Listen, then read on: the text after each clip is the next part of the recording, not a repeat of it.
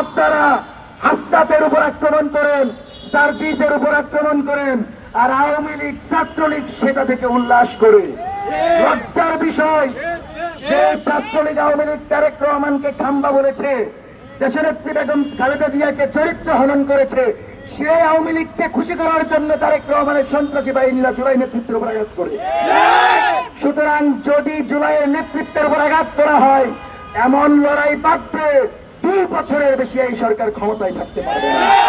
সুতরাং ক্ষমতায় এসেছেন, 5 বছর দেশটাকে চালান, ভালোভাবে চালান।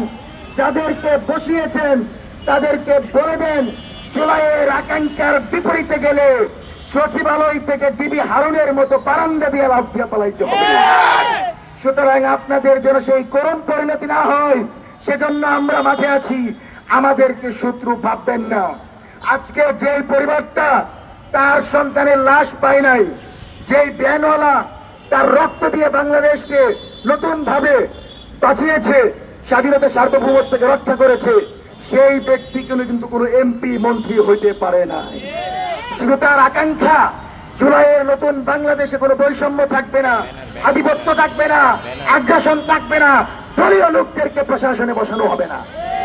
সুতরাং আজকের এই জায়গা থেকে এনসিপির উপর যে ধরনের কর্ম আক্রমণ হয়েছে, বিএনপির সন্ত্রাসী বাহিনী আক্রমণ করে বাংলাদেশে আবারও আওয়ামী লীগের মতো কালো অধ্যায়ের সূচনা করতে যাচ্ছে। সুতরাং কালোকে কিভাবে প্রতিরোধ করতে হয় এটা আমাদের জানা আছে। যদি আমাদের মুখোমুখি হতে চান, বাংলাদেশ ছেড়ে পালাইতে হবে।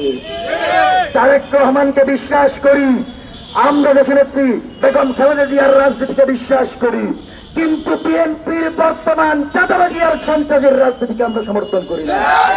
সুতরাং 5 বছর সহযোগিতা করতে চাই। 5 বছরের ভিতরে যদি আগামী একদিন জুলাই নেতৃত্বের উপর আঘাত আসে, প্রধানমন্ত্রীর কার্যালয় ঘেরাও করতে কুণ্ঠাবোধ করবো না। সুতরাং সচেতন থাকেন। জুলাই জনতার যুদ্ধ, বাংলাদেশের মাটি ও মানুষের যুদ্ধ। আমরা বেঁচে থাকতে আমাদের জীবন যেতে পারে, কিন্তু জুলাই প্রশ্নে এক বিন্দু আপোষ করতে পারি না।